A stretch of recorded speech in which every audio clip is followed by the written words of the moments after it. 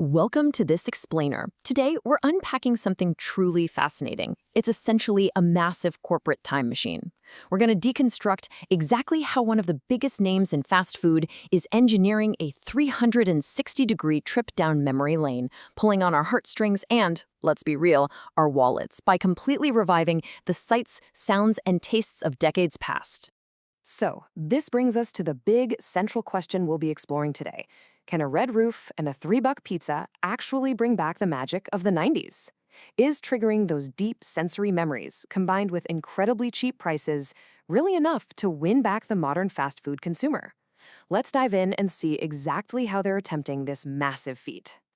Here's a quick look at our agenda. 1. The ultimate nostalgia play. 2. Reviving the red roof. 3. The Throwback Value Menu.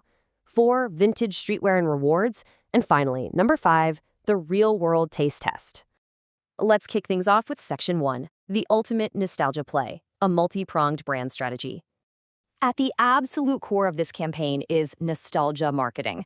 Basically, this is a deliberate strategy to celebrate fan-favorite brand icons and memories, to revive heritage, and, of course, drive new sales. Pizza Hut is doing exactly this through their Hut Originals platform. They're actively monetizing the 80s and 90s, betting heavily that reminding you of those golden years of family pizza nights is going to bring you right back in for another slice. Moving on to Section 2, reviving the red roof, or the return of the classic dine-in. All across the US, they are reviving what they call Pizza Hut classic locations. Just picture this for a second. You pull up and immediately spot that iconic bright red roof. You walk inside and boom, you're hit with the warm, nostalgic glow of those vintage stained glass Tiffany-style lamps. You slide into a squeaky vinyl booth with a red and white checker tablecloths, hearing the digital bleeps of a tabletop arcade game in the background, all while eyeing up the legendary classic salad bar and buffet. They are painstakingly reconstructing that defining atmosphere of family dining. And what's really fascinating here is how specific locations are acting as literal living museums for this legacy. Take Tunkhannock, Pennsylvania, for example. It is beautifully preserved Americana, featuring an original salad bar, an arcade game, and even a heritage plaque proudly mounted on the wall. Or look at Shell Knob, Missouri, right on Table Rock Lake, which features its own dedicated boat dock and fish taxidermy on the walls. It's wild. They're turning these everyday restaurants into destination experiences. All right, Section 3, the Throwback Value Menu. This is where nostalgic pricing meets comfort food. $3. I mean, that is a bold, aggressively low starting price point. In today's economy, dropping a price tag that low is basically a massive neon sign aimed directly at consumers who are completely exhausted by inflation. It's a highly calculated move to get people back through the doors by promising a blast from the past for their wallets, not just their memories. You can really see the genius in how these pricing tiers are structured. For $3, you grab a personal pan pizza or a 2-liter of Pepsi, step it up to $4 for breadsticks or cinnamon sticks, $5 gets you their brand new s'mores sticks, and $6 unlocks their new triple cheese mac. Finally, at the top end, $10 gets you a medium stuffed crust pizza. So it essentially allows fans to build their own highly affordable, personalized buffet, tackling head-on the current narrative that fast food has just become way too expensive. Which brings us to Section 4, vintage streetwear and rewards. Let's talk about monetizing heritage. To push this nostalgia out into the cultural mainstream, Pizza Hut teamed up with Dinner Service NY. They're a culture-forward brand that's pretty famous for transforming restaurant workwear into coveted street fashion. They took these iconic cultural elements, like the old-school Pizza Hut uniforms and everyone's favorite childhood reading program, Book It, and morphed those memories into highly sought-after limited edition streetwear. And the collection is huge. We aren't just talking about a couple of cheap throwaway promotional t-shirts here. They dropped button-down shirts, camo jackets, high-quality sweaters, rugby shirts, hats, totes, the whole shebang.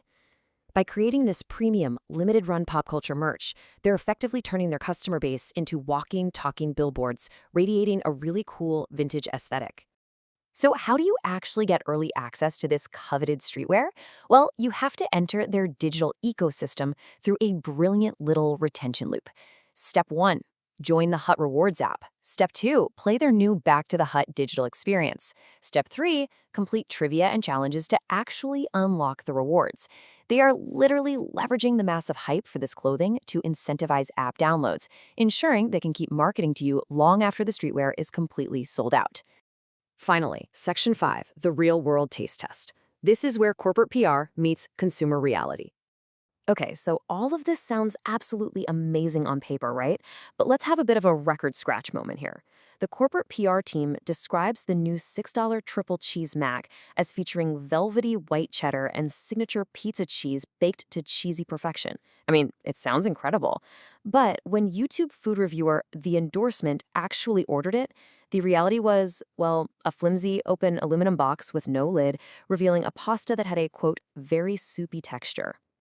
Let's look at a direct quote from his review. He said, "It's just missing something after that first bite, like oregano or like breadcrumbs. It's a little too much roux."